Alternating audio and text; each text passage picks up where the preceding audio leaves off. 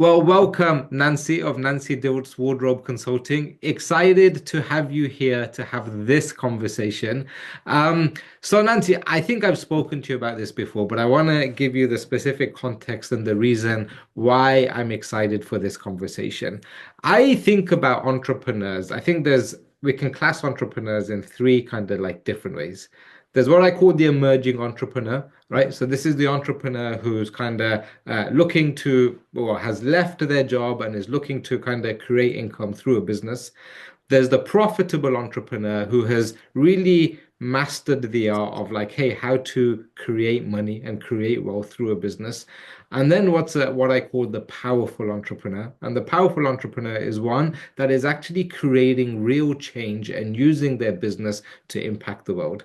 And I've mentioned to you on more than one occasion that I consider you as a powerful entrepreneur, and that's why I'm excited to have you on this show, have this conversation so that we can learn like what does it take to be a powerful entrepreneur, you know?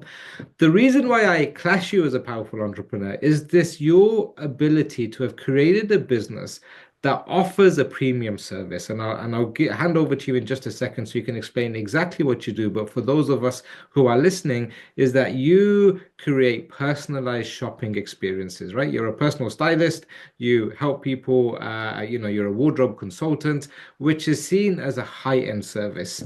And yet you've done it in a way that is number one, cost effective, and number two, like environmentally sustainable. And it's almost like it's interesting because when I think of personal stylist, I personally think this is the epitome of consumerism. And yet, like that's not what it is at all in the way that you do it. So let me hand over to you, Nancy. Just give us an idea of exactly it is what you do and what your business is all about. Absolutely. And thank you so much, Ali, for having me. And what a compliment that you consider me a powerful entrepreneur. That's lovely. Thank you. So as you mentioned, my business is Nancy Dilts Wardrobe Consulting, and I actually just celebrated my 11-year anniversary, which, yes, it is an accomplishment, and it's very exciting because so many businesses and entrepreneurs, it's like the 3 to 5 years is the make or break moment. A lot don't even make it to that. And then I've actually doubled that, which I try to own the proudness of that. So my business is, and I love that you talked about thinking of personal stylists as the epitome of consumerism, because my first career was in the environmental field. And that is what drives the sustainability of my business. So as Nancy Dilts Wardrobe Consulting, and my tagline for my business is style for every day, new to you, true to you. And the new to you part has to do with the sustainability piece. I had my first career in environmental education and community outreach. So everything that I did was around educating people around environmental issues. And the reason I started this business was because of a personal journey, and I will talk about that in just a moment. But the environmental piece, I could not imagine having this work where I would go to the Mall of America, 2 or 3 times a week with clients, and that it would be all about trying to get people to buy more things. Because that doesn't fit my values as just in my personal life and in the work that I did for almost 20 years.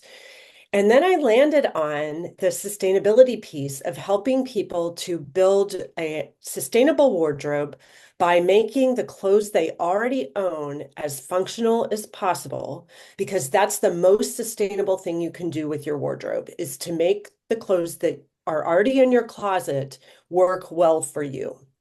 And then when I do shop with my clients, we shop sustainably by shopping secondhand or new to you, as part of my tagline, at high quality consignment stores. And the Twin Cities are very lucky that we have a whole variety of consignment stores for all genders.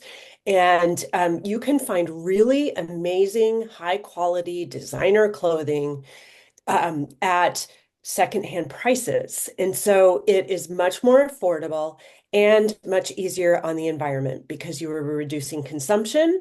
You are keeping high quality textiles out of the waste stream by keeping them in use and reducing the demand for new clothes, particularly fast fashion, to be made. So that's the sustainability piece. And then the true to you part of my tagline has to do with that personal journey. I actually had lifelong negative body image.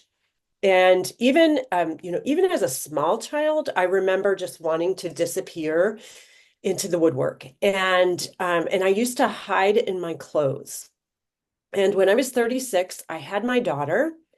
And I realized that I did not want her to feel about her body that I had always felt about mine. And she was watching everything that I did. That's what toddlers do. And I realized I have to make some changes for myself so that I am not modeling negative body image to her. And clothes played a very powerful role in me shifting my feelings around my body. And there's actual science behind that. It's called enclothed cognition. We could do a whole podcast on that. So I'm not going to go deep dive in that. But what it means is that clothes impact how you feel. And I experienced that firsthand without knowing what it was. And that was the impetus for my business, was that I wanted to help other people to use clothes as a tool for empowerment and to feel fantastic in their clothes. Because when you feel fantastic in your clothes, it allows you to accomplish the goals that you have for your life, either in work or in your personal life. It empowers you to feel confident, to feel like you are showing up as your authentic self, and to shine as your best self. And so that's what I really feel passionate about, helping others to achieve that and doing it in a sustainable way. So that's kind of in a nutshell how I approach my business. Yeah, that's amazing. And there's two aspects to that, right? And I spoke about the first aspect of sustainability. I didn't speak as much about the second Yes. aspect of like actually this empowerment through your clothes, which is really, really interesting. And really kind of feeds into that powerful entrepreneur. Just Yes. I'm curious to know, wasn't planning to go here, but I am curious to know the people who are going to be listening to this are entrepreneurs. Um, what are your thoughts in terms of, I get asked questions actually quite a lot in terms of, oh, I'm going to a prospect meeting, or I am presenting, or I'm kind of raising finance. Like, I don't know what to wear. Like, are you able to talk a little bit about that in terms of like clothing for entrepreneurs, just very quickly before we go into like the main element? Absolutely. So I tell all entrepreneurs in particular that you are your brand. So, some entrepreneurs have other employees, and they're small businesses. But when you are a business owner, you are your brand. And so how you want people to perceive your business, you need to show up that way as well. And your clothes can be a really useful tool for making that happen. So if you want to be seen as a leader, if you want to be seen as someone, as approachable as well, you can be a leader and approachable at the same time. If you want to be seen as creative or as the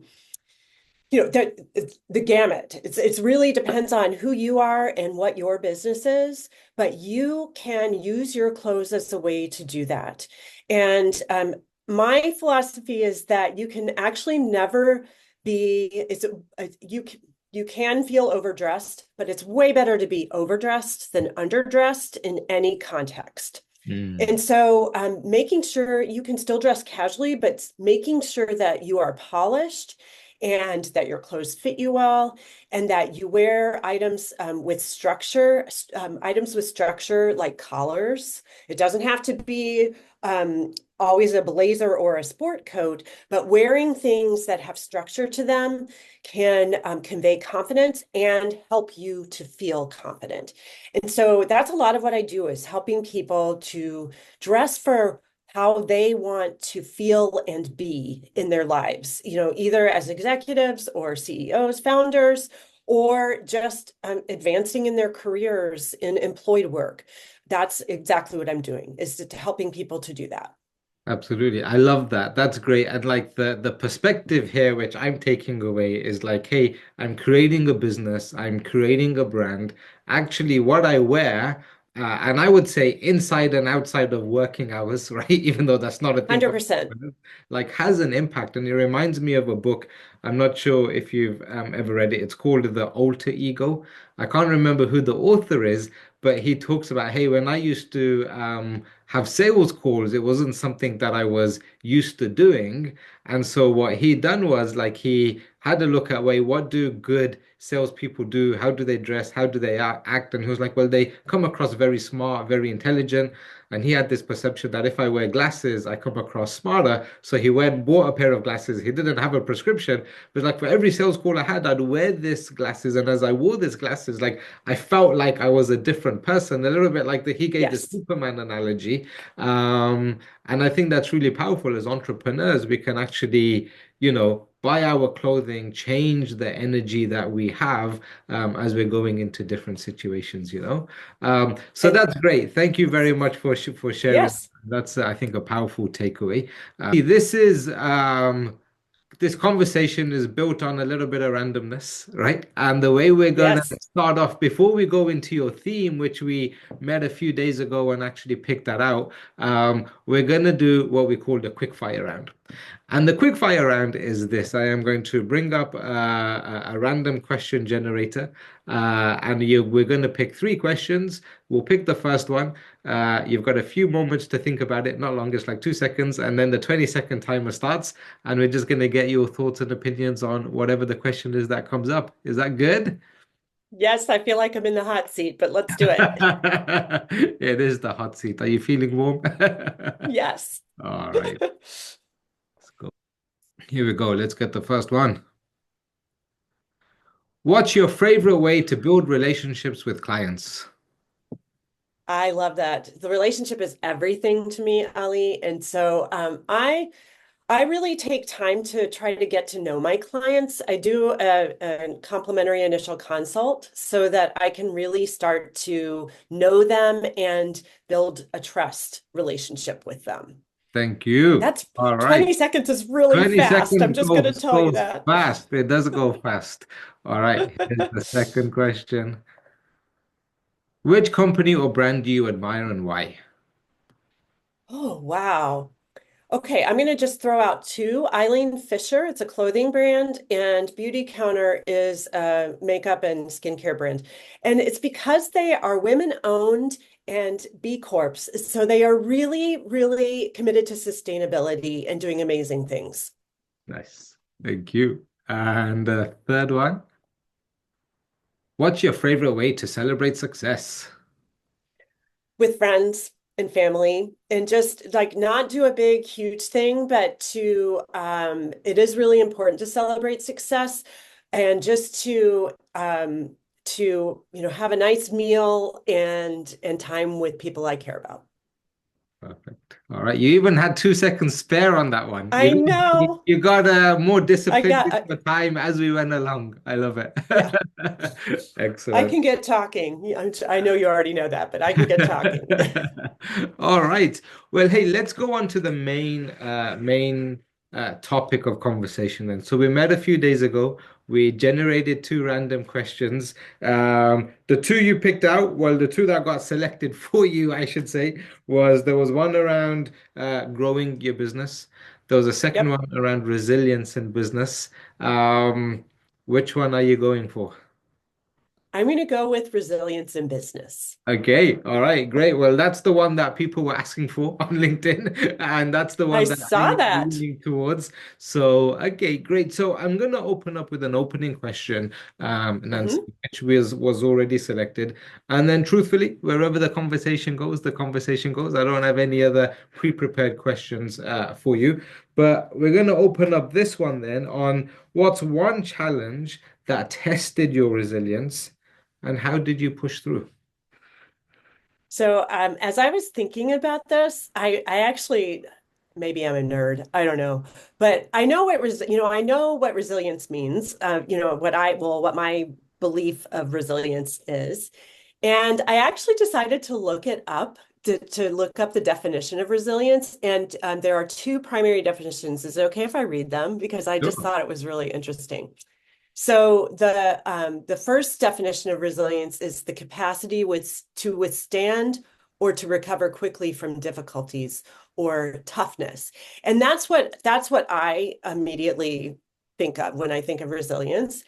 And then the second one is the ability of a substance or object to spring back into shape or elasticity. And the word as elasticity really resonated with me. And so I was actually really glad that I looked it up because I usually think of resilience as almost making them synonymous with persistence or with grit, but it's actually quite different. And I had two things that came to mind that were challenges that I was facing. What challenges? I've faced lots of challenges while I've been in business.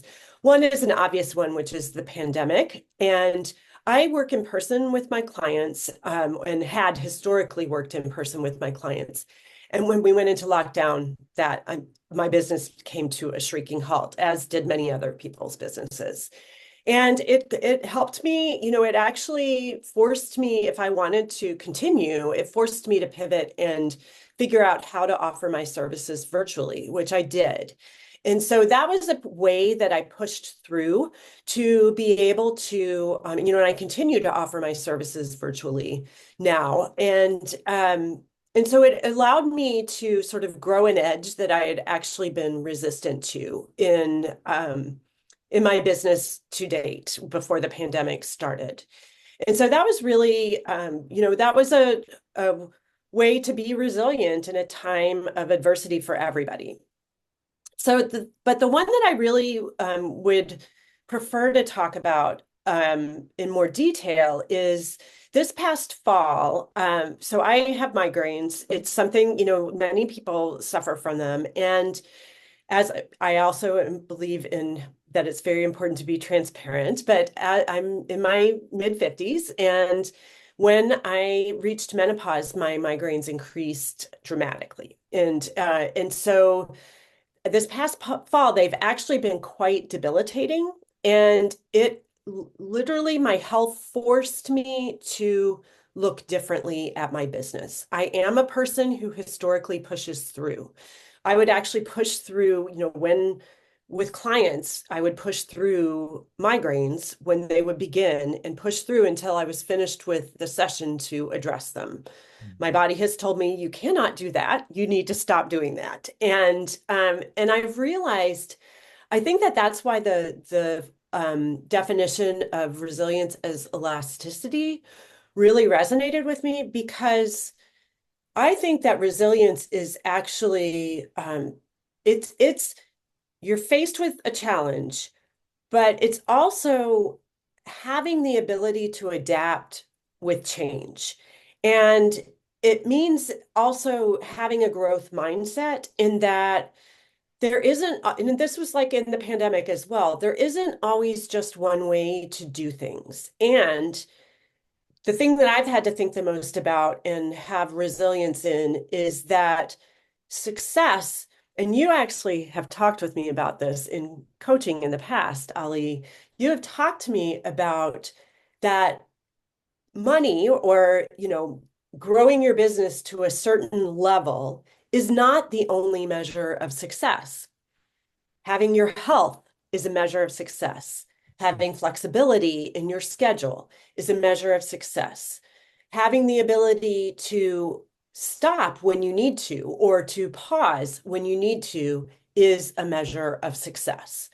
And so being resilient, I think, is figuring out how to incorporate changes, whatever they may be, into how you're approaching things and allowing yourself to be open to something being actually maybe completely different than you thought it would be, or than you the trajectory that you put yourself on, realizing that maybe the trajectory needs to be a little bit different, Mm, but that doesn't make it any less or any less successful or wrong.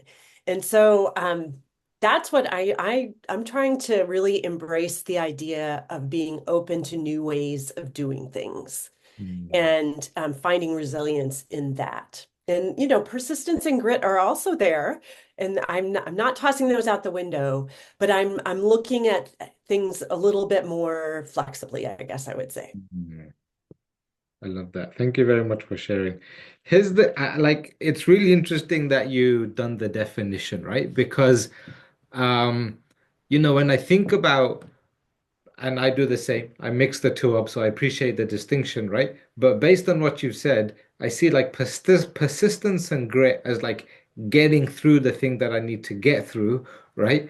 Yes, Resilience is like, how do I bounce back once I've gone through that terrible thing or that not so great thing that I was expecting, right? right, And what's interesting is, and I know this is kind of said a lot, but to appreciate that, like, in order to be a successful entrepreneur, like you're gonna go through some tough times. You're gonna go through some yes, difficult times, right? Um, and actually, it's not about like, hey, I get it right first time round, and that's a successful entrepreneur. It's like, hey, things don't go so well. How do I spring back from that, or actually change from that by what you're right. saying. And your two examples of whether that's COVID, whether that's like the health of the migraine, Hmm. it's like actually like this is almost like a wake up call of like, hey, look at your business model. Look at your business model. Like you need to change this. We need to change this, right? Exactly. And that's what I was going to say. Also, I've seen in my business that you talked about it as a lot of people perceive what I do as a luxury business and or as a luxury service. And I actually believe that every person needs to embrace enclosed cognition. And some people are better at figuring it out for themselves than others are. And that's where I can help is if it's something that is not straightforward for you, I can really help you and make it so much easier so that you don't have to struggle with it. Mm, But I have seen with the economy, people there's a little more anxiety around how should I be spending my money and how, what can I invest in myself and in my business and all of those things. And I feel like this is, yes, the way I offer my services, like before the pandemic, the way I offered my services was working well. Then it wasn't working it wasn't working at all during the pandemic. And so I regrouped and came up with a different model. And I'm also thinking about that right now. I'm thinking about my health, thinking about, and the migraines are much doing better, and I have good care, so I want to just put that out there. But it's like good karma around all that. But I'm also rethinking like, okay, so I have been, since the pandemic, I've been offering my services in this certain way, and maybe it's time to rethink how I'm doing things in my business again because the market is changing. And just because I've always offered my services this way doesn't mean that it necessarily meets the needs of my clients right now in the way the world is right now. And so just really not getting stuck in that way of thinking of this is how it has to be. And I can think creatively, but I also do sort of look at things in a linear way sometimes. And that's when I get stuck in that path, that's when challenges actually start to come mm, up, is when I'm thinking, okay, I have to go this way with this and kind of putting the blinders on. That's where I need to show resilience, is because if you can step back from that and be open like to I'm going to really try to look at things differently, then new ideas can come in. And I also, as a solopreneur, that is when I reach out to trusted colleagues like yourself. But it's like, I reach out to people to help me think bigger than I could just think only on my own. mm, I feel like collaboration is a really great tool for resiliency because it can help, people can support you, but they can also help you come to new ideas that you might never have come to just on your own. And so it's help is, it's not a weakness. It's actually a strength to help you to accomplish what you're wanting to. That's great. And Nancy, I do have a question on that. So, I Yeah, love how you identify this. Like, hey, when I have the blinders on and I'm stuck in kind of one way, that can be like a challenge. And part of resilience is being able to adapt, change as the world around me, my industry, my market is changing, right? yeah. Do you have any thoughts on what's step one, though, to identify that actually I'm too stuck on something, right? Because when I am honed in, because on the other hand, right, there's a lot of talk around set a powerful vision, be committed to the vision, what is it? Winners never quit, right? And quitters never win. And you have all of these things, right, that are going on in our world. Yes. Like, how do I like, how do I take that first step to say, oh, maybe like things do need to change? I think that that's where setting quarterly goals for yourself and revisiting your goals because I think it's doing touch points where and also paying attention to your I actually do trust my intuition a lot. I try to and oftentimes when things are out of alignment, it's when I'm not listening to my intuition. And I think that my intuition, especially around my business, has definitely grown as I've become more seasoned as an entrepreneur. But I also, it's really doing those touch bases of is this working and looking ahead like you actually one time asked me where do you want to be what is your acceptable threshold or goal for a year from now and then for the second year and you can't plan your year and have nothing change in that year. So it's like looking towards those farther goals and then looking in the shorter term of what are the smaller steps that I'm going to be taking to get to them and then touching base as you go along.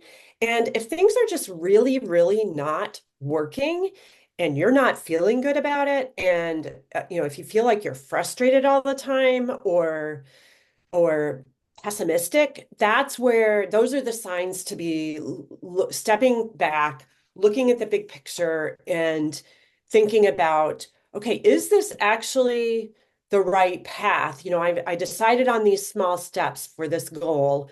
Is this actually the right path? Do I need to open my mind a little bit? Do I need to get some feedback from others? Do I need to, if you have a team, do I need to be, you know, mining the expertise of my team more fully? Do I, all of those things where you are, it's that keeping an open mind to that not every decision you make is going to be the exact right one and being willing to shift when you need to. That Mm. doesn't mean giving up though. I feel like it is different from just, you know, tossing something to the wind.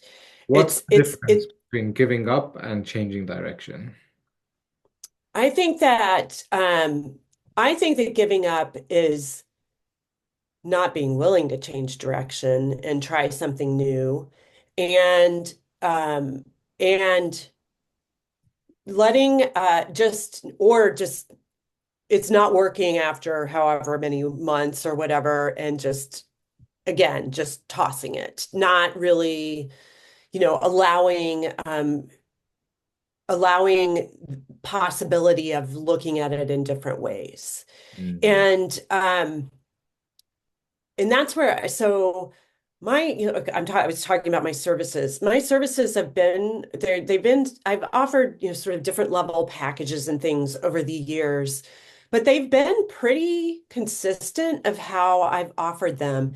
And I'm actually to a point of where I know the tried and true content that I give to my clients, that's not going to change. Those things are there.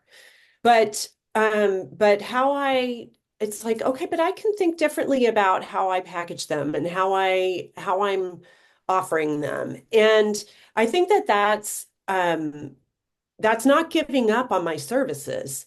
Mm, That is taking making a change. And mm, so I guess it's really clarifying for yourself what is the bottom line? Like what is, and not, I don't mean like the financial bottom line, but what is the bottom line? And sometimes actually that is the bottom line is like, can I actually afford to keep doing this? Sometimes you do have to make a shift for that reason. But that's still not giving up. It's making a shift. So I hope I answered your question. And if you have thoughts to contribute, please do. Well, I have a question around giving up. Like, is there ever a time to give up? And if so, like when is it? When is a good time to give? I don't know if I can even answer that because I'm like, I think that if you, sometimes it's time to close a chapter, but that still doesn't mean giving up. Mm, And because there's, lots of entrepreneurs will have multiple different businesses in their careers, mm, and that's not giving up. That's just doing, trying different things. But I guess it's just, if it's going to be at at harm to yourself or harm to others, I guess that would be mm, a bottom line of where you really do need to stop. But to your physical well-being or to your financial well-being, et cetera. mm, But again, it's not, I think I'm resistant to say that mm, that means giving up though, because mm. that doesn't mean it's just never trying anything, I think is giving up. Yeah. It's like you're I, giving up, it's like if you don't try, that's giving up. yeah. Or try different things. Like you're just like Yeah, exactly. Yeah. yeah. Okay. Okay. I'm curious. I want to touch on this point of intuition, right? So you explained out this process, which you put really nicely of like creating a goal 1, 2 years from now, like where do I want to be? And then from there, breaking it down to like shorter, kind of short term, kind of 90-day plans, and then tweaking and understanding whether, we're on course or we need to kind of course correct, if you like. Um, and that feels like a very kind of data-driven approach, if you like. Hmm. I'm curious to know this element of intuition for entrepreneurs, right? Hmm. Number one, I'm not sure I fully get what intuition is. So if you have a perspective on like, hey, what is intuition? And secondly, like, how have you used that to guide your business decisions and navigate business? Yeah. So you're a numbers guy, so I totally understand why you think that you're a data-driven person.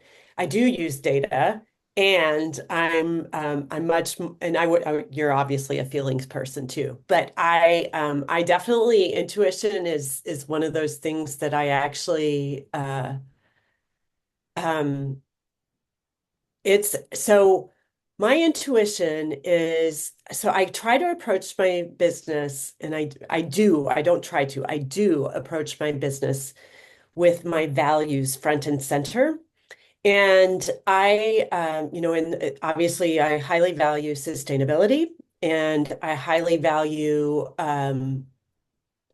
that every person deserves to and can look and feel amazing in their clothing. I highly value that all people deserve to be treated with equality and deserve to have the same services and feel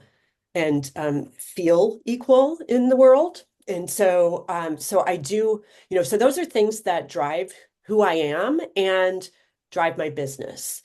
And so I try to keep those things, and then also relationships and connection and community. Those are all other values that I have.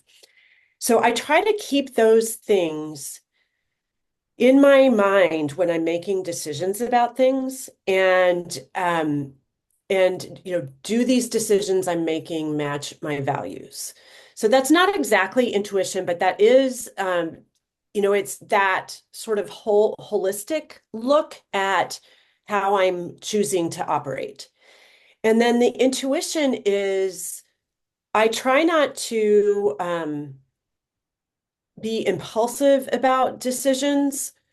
I try to think them through, and I do use data. And then I also listen to what my gut is telling me. I listen to, is this, is it aligned with my values? Is it, is this something that can, is it going to get me towards my goal? And is it going to be in a way that is authentic to me?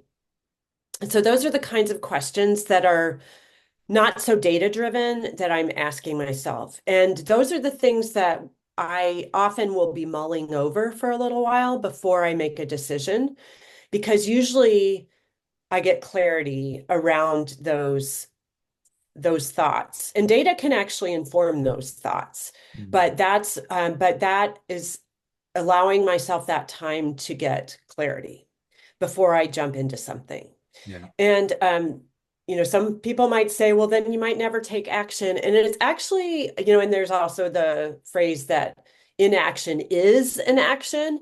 And I try to be clear about that. Like if I'm actually not doing something, I articulate to myself, I am choosing not to do this because of these reasons, Mm. so that it isn't just inaction, Mm. or just putting it off until it goes away or whatever. But it is really trying to trust my gut on that bigger picture feeling around things. Mm. Sometimes you do have to make immediate decisions and you don't have the ability to do that.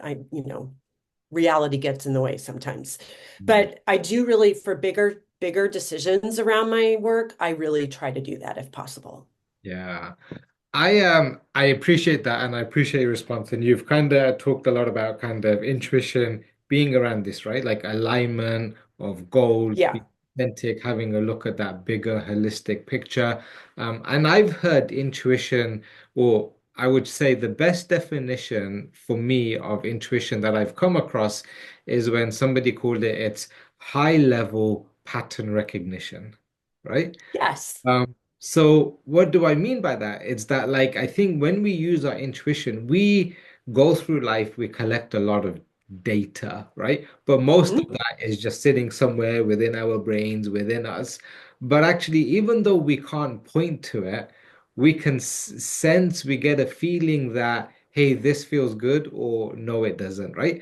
And it's not Yeah. like it's out of nowhere, but it's these collection of experiences that we've had that kind of lead to that, right? And I think we probably live in a world where it's not as valued as much as like the Yeah. hard data facts, right? And particularly in the world of entrepreneurship, where a lot of it is so data driven, is I feel like this can actually be a superpower for entrepreneurs if we can dial it up, right? And none of them work independently. Yes. So yes, there's the data, yes, there's the intuition, but like how many times has the data showed that a certain investment is really good and something happens and it doesn't work out so well, right?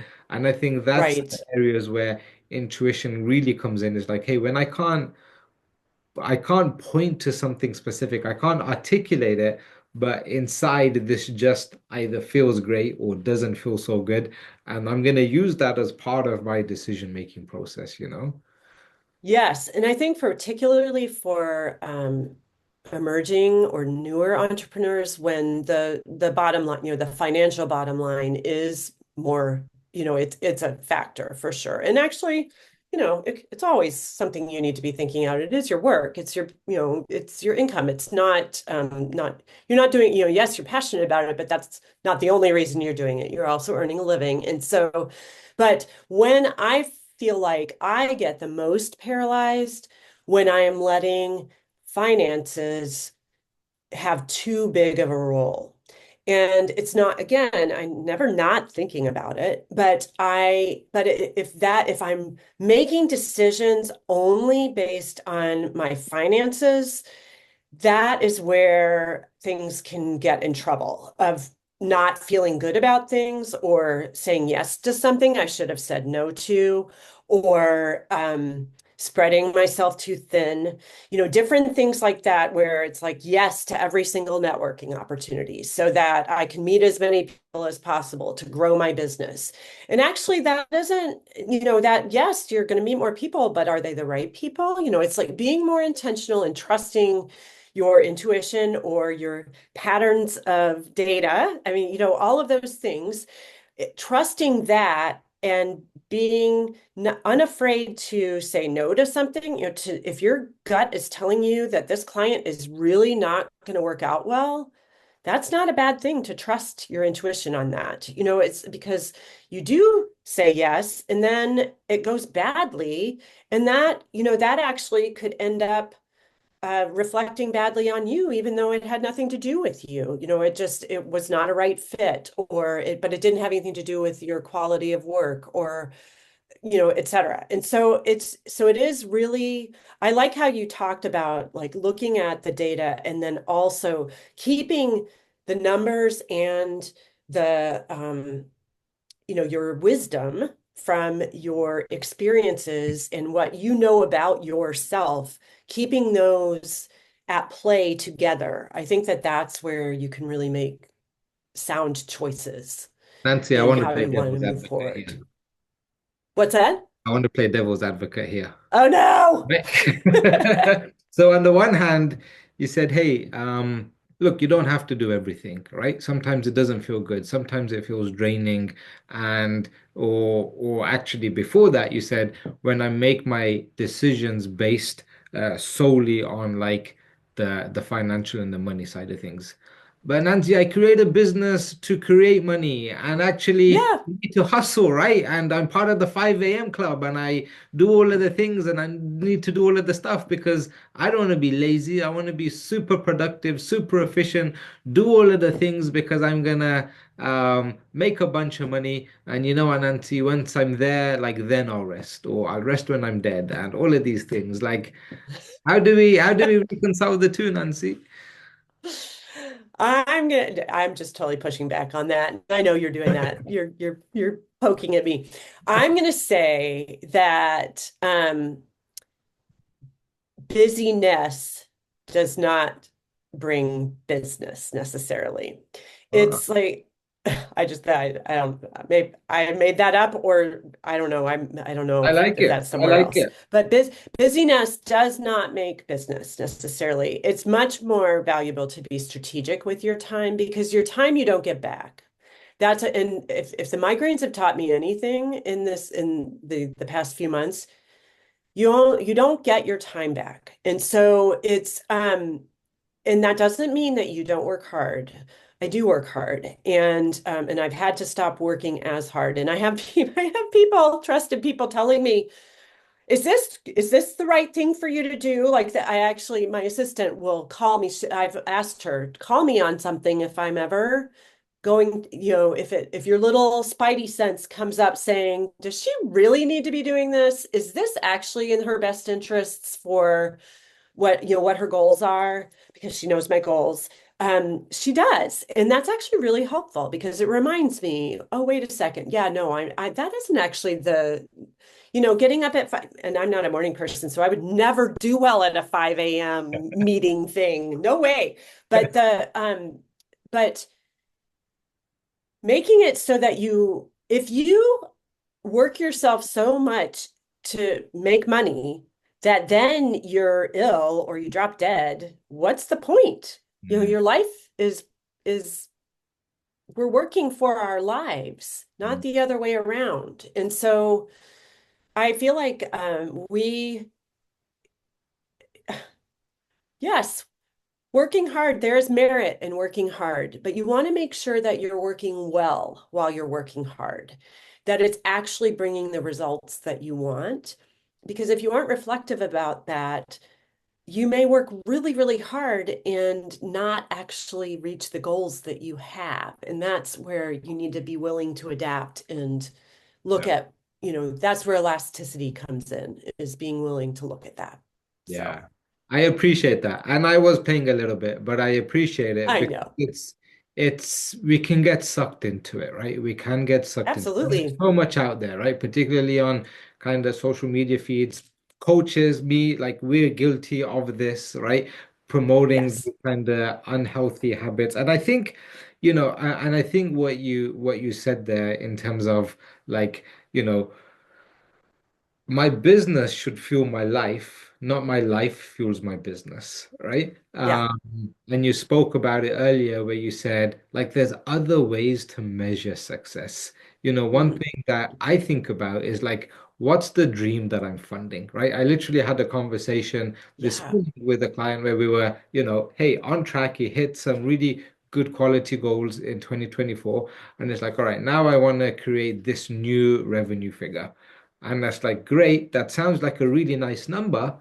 And I'm like, how does that change things for you? Right? Like, what can you do with that number that you can't do right now? Like, what does that allow you to do?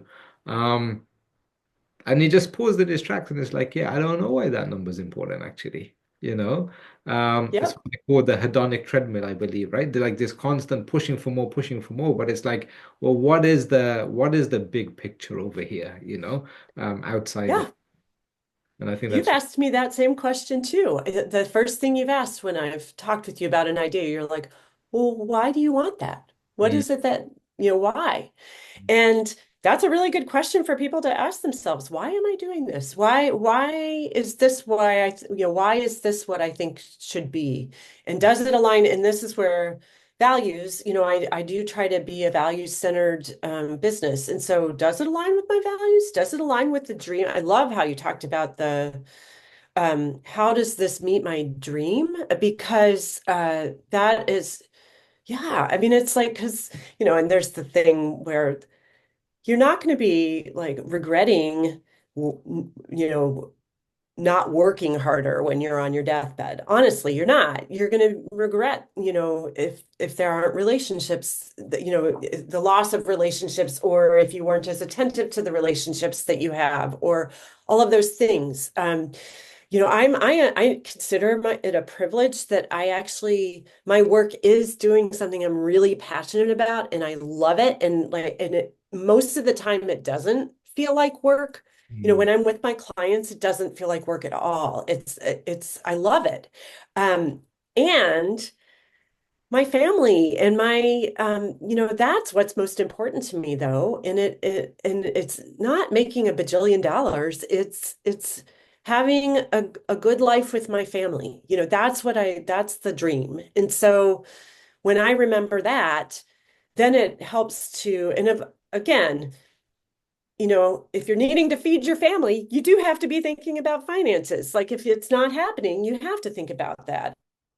And it's like, but it doesn't mean it just, yeah, but you don't have to work yourself to the bone to say that you're successful. That's yeah. not a measure of success. Absolutely. I love that. And I think honestly, I think this um conversation almost goes full circle because we started off Mhm. with this resilience. Tell me, Nancy, like how does family, the dream, the life that you think about setting up for yourself, how does that play into staying resilient in business? For me, it has shown me that I need to work differently. And so that's where it is, because when I'm to the point of, I'll just be honest. I was to the point of reserving my strength, like so that migraines can be like you can be knocked out flat by a migraine. And so I was actually, resting up on, to be able to work. Mm, And that is not the right model I mean, I do want to work. Like I would be miserable if I just stopped working.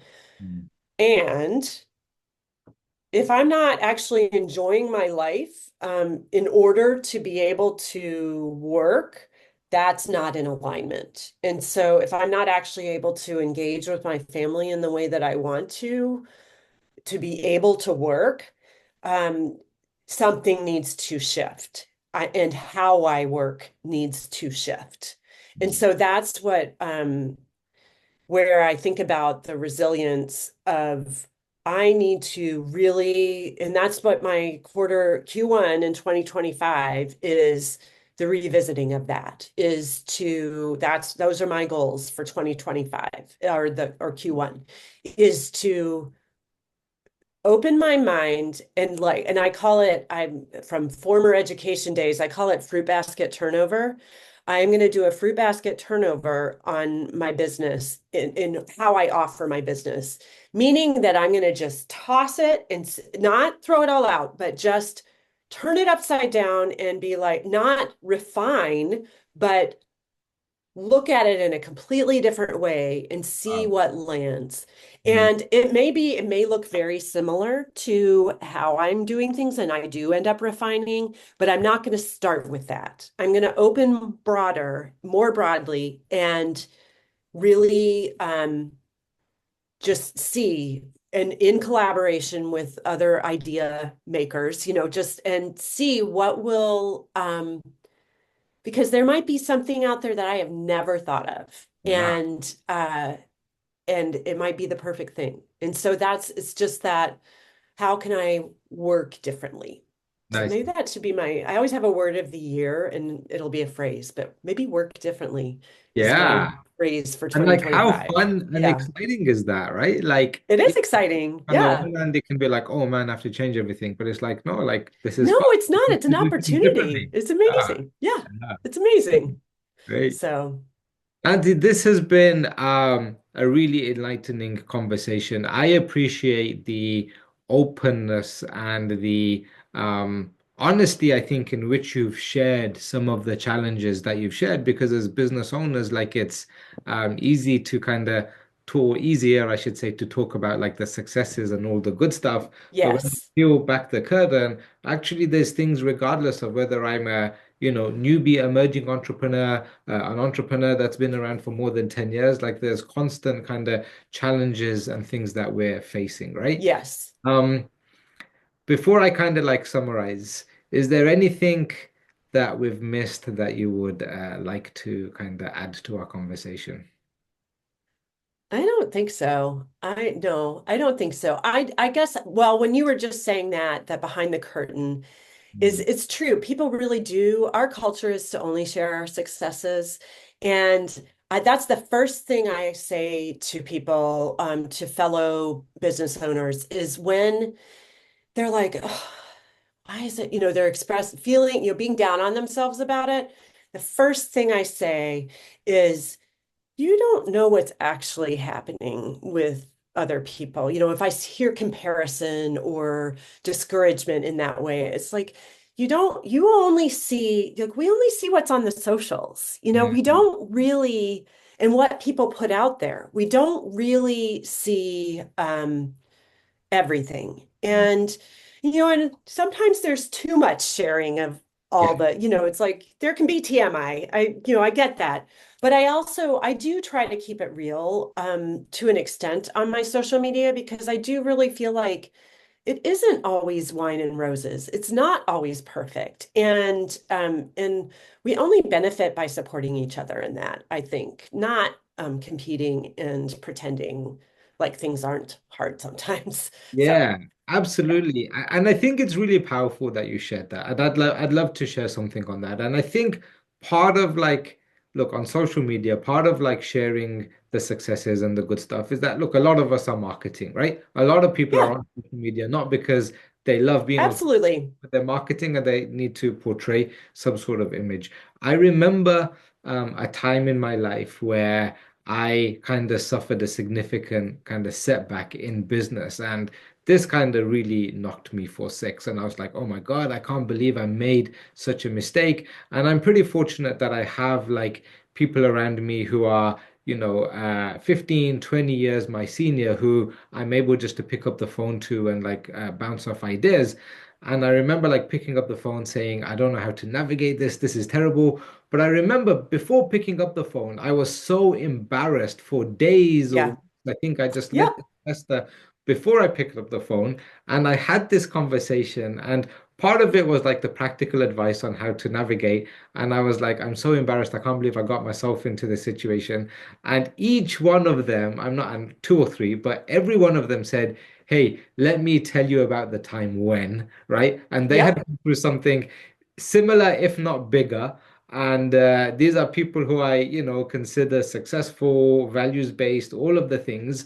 And it's like, oh yeah, we're not the first people or the last people who are going to go through certain challenges, and not to downplay them, but to know that Right. part of the journey, right? Entrepreneurship or otherwise, it's part of the journey of kind of going through this. But the resilience of that is kind of like, how do I come back from that? How do I spring forward? Because I'm not the same person. When I go through a particular failure, I'm not Right. the same person. What's the new person that I become as a result of this, Yeah. Yes.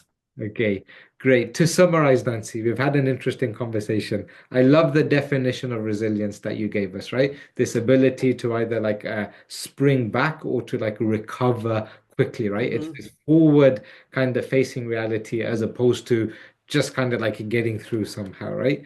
Um, we had an interesting conversation around changing things up and Yep. giving up, right? And there's an important distinction between the two, and changing things in my business does not necessarily mean like I've given up, right? And you gave us this element, almost like a formula of resilience for yourself. So one of that was collaboration and having that network of people around you that you Yes. reach out to, right? And then when I'm making decisions, there's twofold. Number one is there's the data side of it, there's the numbers, there's the analysis that happens, but actually how powerful intuition can be of like not disregarding what's my gut telling me right now, right? And that gut is not just random. It's like, hey, like based on my values, my goals, my experiences that I've had, like, I need to check in with myself here to say, how's this feeling as I navigate through this?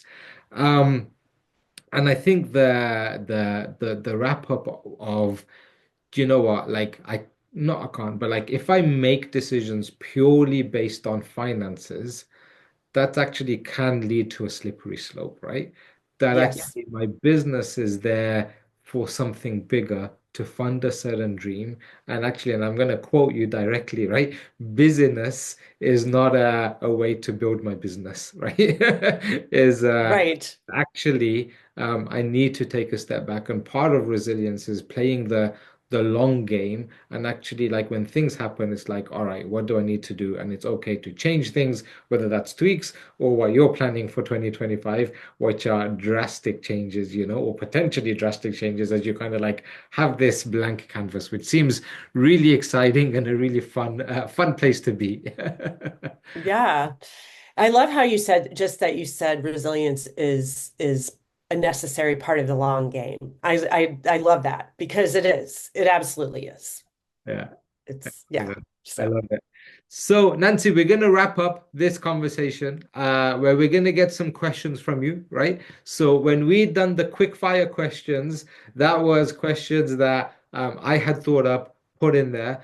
But what we're going to do now, every person that we have this conversation with, they're able to add to that question bank to for other people to answer. So, what's the one question that you would like to add to our question bank? question is, in what ways do your values manifest in your business, and how do you practice them? In what ways do your values manifest in your business, and what ways do you practice them? I love that. Yes. That's such a powerful question. And you've really, it speaks to who you are because you've really built up your business based on your kind of values, right? So Yes. I love it. Okay. And then the second thing you get to do is add to our theme bank as well. So what theme would you like added to the bank that other entrepreneurs can talk to or talk about? And I stuck with I kept to the theme. I said the theme could be values in business Okay. or the role of values in business. Okay, this has been a pleasure and an honor. I appreciate your time and energy today. Thank